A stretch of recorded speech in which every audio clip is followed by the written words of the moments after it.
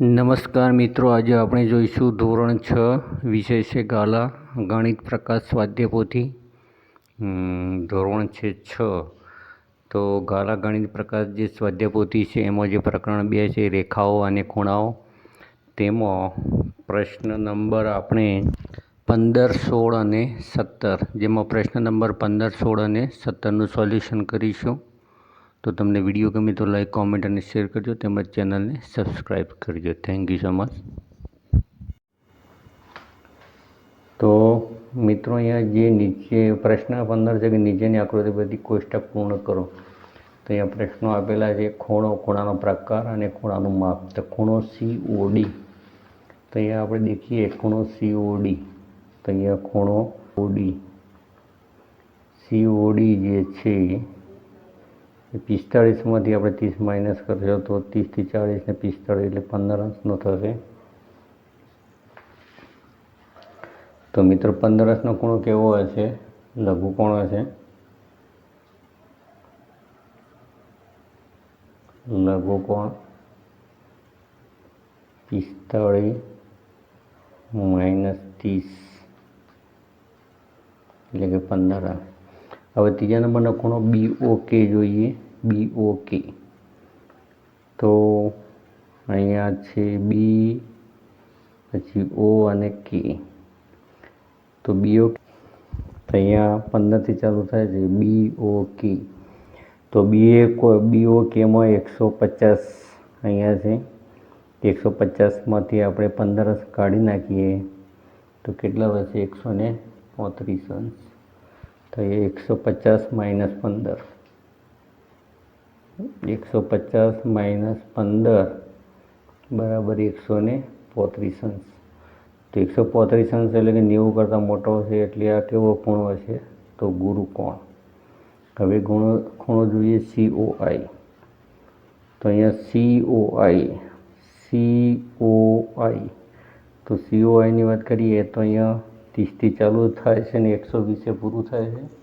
તો 120માંથી આપણે 30 માઇનસ કરીએ તો 120માંથી આપણે 30 માઇનસ કરીએ એટલે કે આપણને મળશે 90 અંશ. તો 90 અંશનો કોણ હશે એને આપણે કહીશું કાટકોણ. હવે છે ખૂણો EOK. મિત્રો EOKની વાત છે. EOK તો અહીંયા K સુધી છે 150 ને અહીંયા છે 60. તો 150માંથી આપણે 60 માઇનસ કરીશું. 150 માઇનસ 60 તો આ પણ 90 અંશ થશે, એટલે કે આ પણ શું છે? કાટકોણ. છઠ્ઠા નંબરમાં જોઈએ EOM. તો EOM તો E સુધી 60 અંશ છે. તો 60 આપણે માઇનસ કરી દઈએ 180માંથી. તો 180માંથી આપણે 60 માઇનસ કરીશું એટલે 120 અંશ મળશે.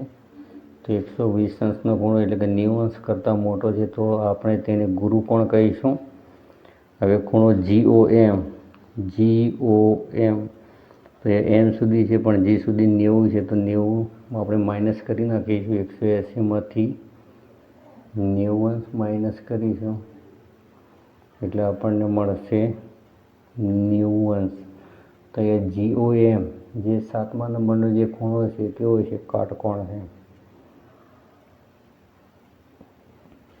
પછી GOLની વાત કરીએ તો GOL તો 165 છે.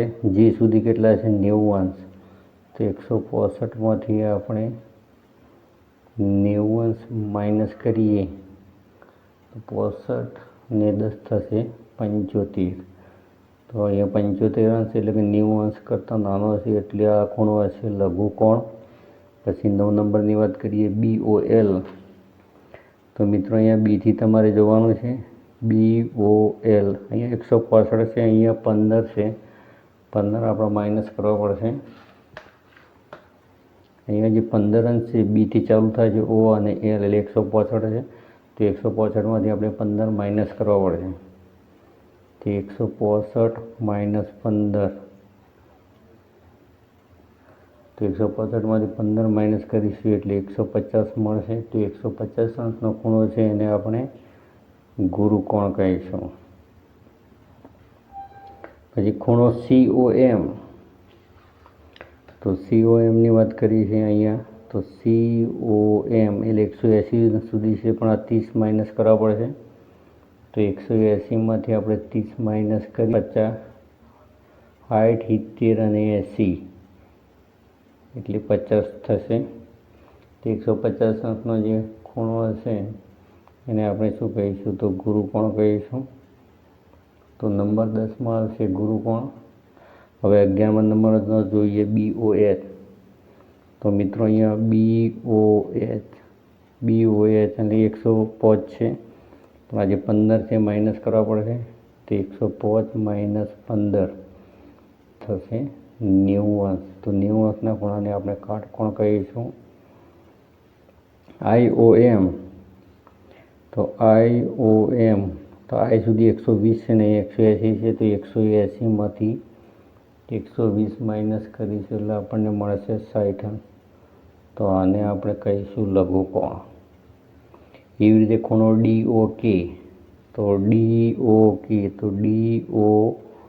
તો D સુધી કેટલા છે? 45 અને K સુધી કેટલા છે? 150. તો 150માંથી આપણે 45 માઇનસ કરીશું એટલે આપણને મળશે 105 અંશ. તો 105 અંશ એટલે આપણે એને ગુરુકોણ કહીશું, જે 90 અંશ કરતાં મોટો હોય છે. પછી LOE, તો મિત્રો અહીંયા LOE તો L થી E સુધી એટલે કે અહીંયા આપણે 165માંથી 60 માઇનસ કરીશું.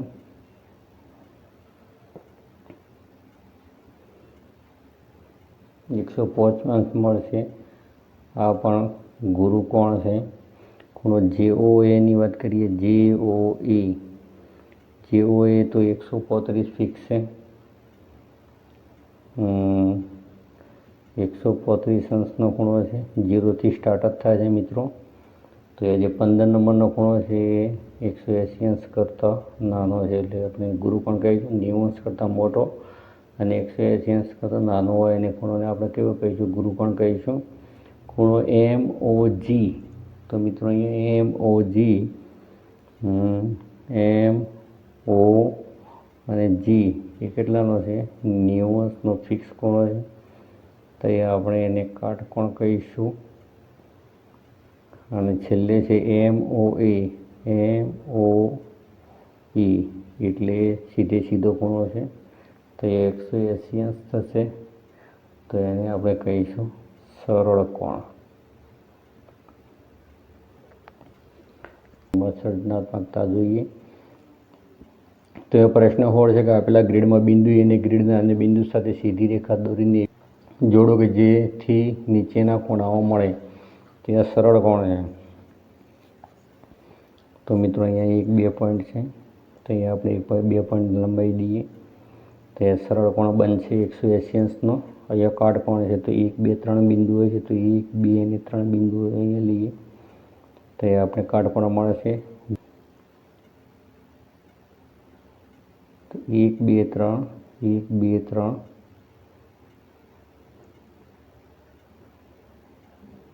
તો એ મિત્રો આપણો ગુરુકોણ બનશે. એવી રીતે અહીંયા પ્રતિબિંબ કોણ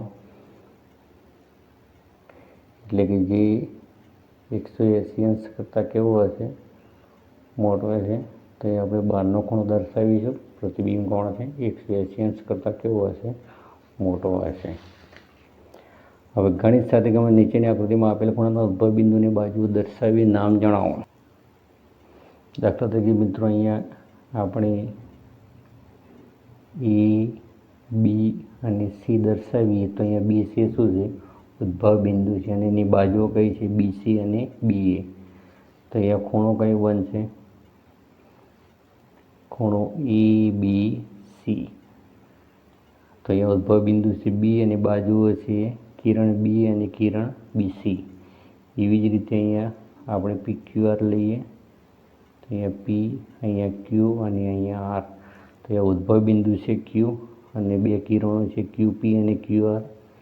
એની મદદથી અહીંયા ખૂણો રચાય છે અને ખૂણાનું નામ છે ખૂણો PQR. એવી રીતે અહીંયા જે ખૂણો છે એને આપણે નામ આપી દઈએ LMN.